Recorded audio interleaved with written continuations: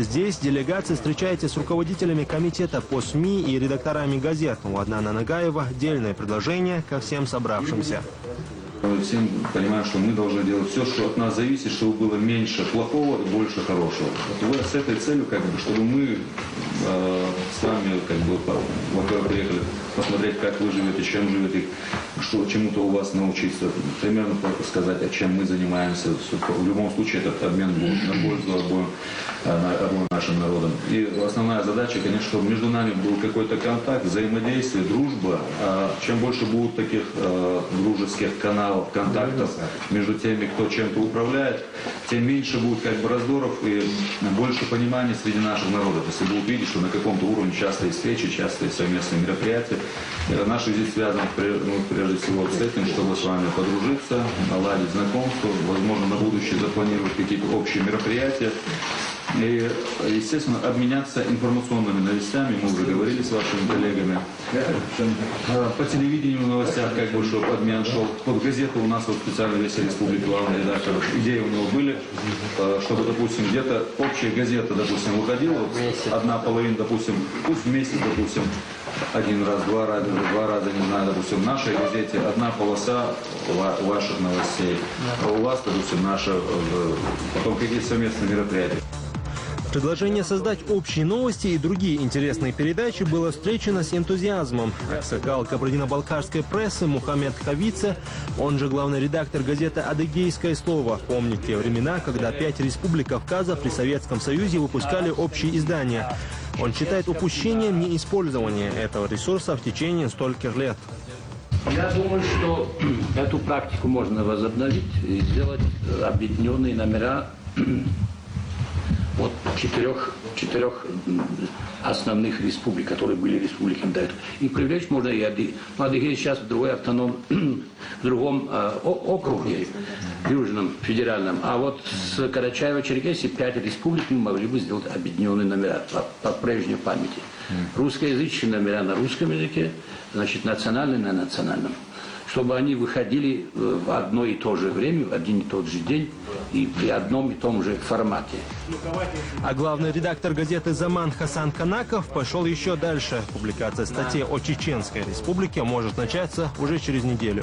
Насчет выпуска совместных номеров.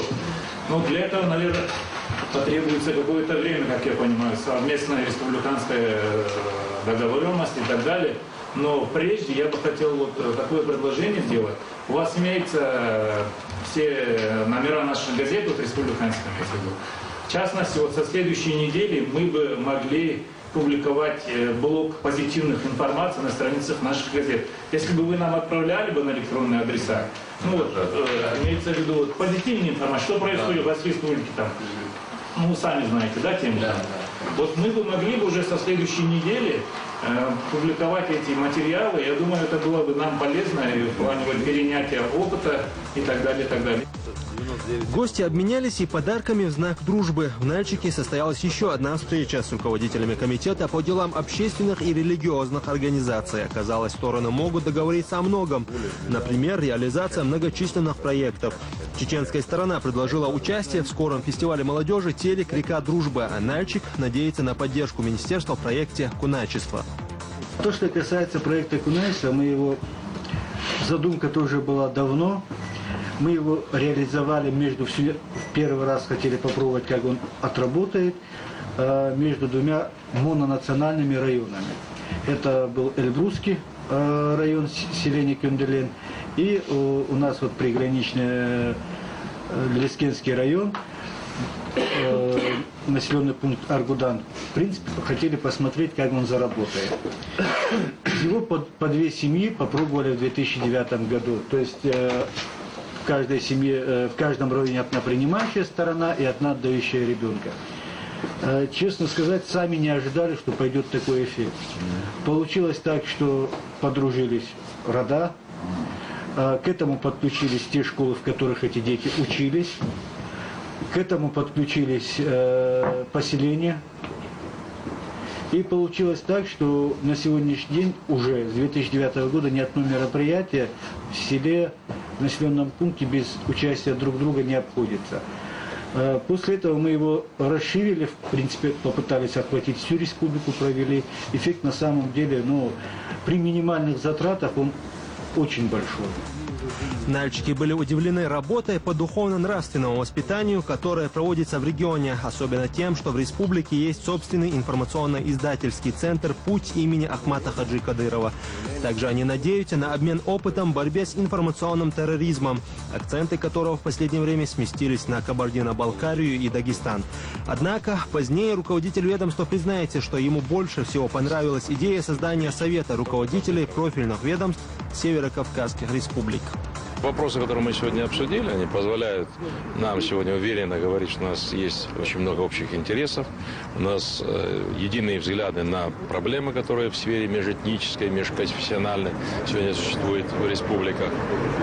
У нас есть общие подходы к решению этих проблем. И что дает полное основание для того, что сказать, что мы будем вместе работать, это помимо всего, у нас еще складываются и хорошие человеческие отношения. Есть очень интересное предложение, по крайней мере, они поступили как раз с вашей стороны. Это в части координации и координационных встреч. Если мы эту идею уже реализуем и доведем ее до конца, и в данном случае я могу отметить, что все зависит только от нас, то это будет, на мой взгляд, достаточно интересный опыт по Северному Кавказу, который можно будет и говорить на всю оставшуюся часть нашей России. Речь идет о регулярных, систематических встречах, которые мы должны проводить на разных территориях по очереди. Пока Нальчик провожал хорошей погодой и диалогом, который породил много надежд, гостей ждал Ставрополь, или председателя правительства и руководители СМИ. Рады приветствовать на Ставропольской земле, в городе Ставрополе, делегацию Чеченской Республики. И позвольте мне выразить надежду и одновременную уверенность в том, что ваше пребывание на Ставропольской земле будет плодотворным с точки зрения поставленных задач руководством республики перед вами. Примерно те же тезисы, что и в Нальчике, обсуждались и в Ставропольском крае. Были достигнуты соглашения, но прежде чем подвести некий итог, у того же заместителя председателя правительства Сергея Ушакова появилось желание поговорить по душам. Я вам скажу откровенно, мне очень импонирует эта атмосфера, которая сложилась за этим официальным нашим столом. Мы говорим действительно, Василий Вячеславович, уважаемые коллеги, на одном языке, да, и, наверное, это язык русский, но мне представляется более важным, что мы просто понимаем друг друга, да. Говорили на чеченском языке, говорили на таргинском языке, главное, тут не то, что на каком языке мы говорим, то, что мы понимаем друг друга. Вот это самое важное. Понимаем, какие перед нами проблемы стоят, понимаем, что эти проблемы, осознаем, что эти проблемы нужно решать, и понимаем, самое главное, как их решать. А решать их нужно, наверное, много вариантов существует решения, но один, я думаю, что, наверное, не ошибусь, скажу, что нужно искать только вместе. Вот из этого нужно сходить, потому что по отдельности мы эти проблемы не решим. И если мы живем сегодня на этой благословенной земле, на Кавказе, и нас здесь много, разные, белые, черные, рыжие, кудрявые, не такие, как кудрявые, может быть. И мы просто обречены на дальнейшую жизнь совместно. Поэтому, если мы хотим жить счастливо, если мы хотим жить красиво, мы должны все жить счастливо, красиво в мире и добре. Если кто-то хочет, так сказать, построить свое личное счастье за счет проблем для других, вы сами понимаете, это не получится. Будут проблемы у всех. Нам это не нужно. Нам, я имею в виду всем нам, здесь присутствующим за столом, я с огромным удовлетворением констатирую то, что, к чему мы на этот момент решили. А главный итог в том, что решили заключить некое соглашение, которое должно четко разграничить формы, методы и время взаимного сотрудничества. Оно должно быть подписано в ближайшее время. Учитывая то, что эта встреча не первая, дорожка, скажем так, уже протоптана, но я думаю, что вообще весь этот цикл встреч приведут к тому, что будут сняты те стереотипы, то, может быть, непонимание, которое существует на сегодняшний день. Это груз 90-х, я бы назвал, но оно преодолимо. Я думаю, что уйдут страхи и улучшатся контакты, И это в целом отразится на том, как мы понимаем друг друга, как мы относимся друг к другу. Будет заключено соглашение между профильными министерствами. Соответственно, там будет составлен план того, что мы будем делать. Это и культурные мероприятия совместные, взаимные выезды, в том числе и планировался даже недельный, например, отдых наших молодых людей где-то в горных местах Чечни. Соответственно, поездки и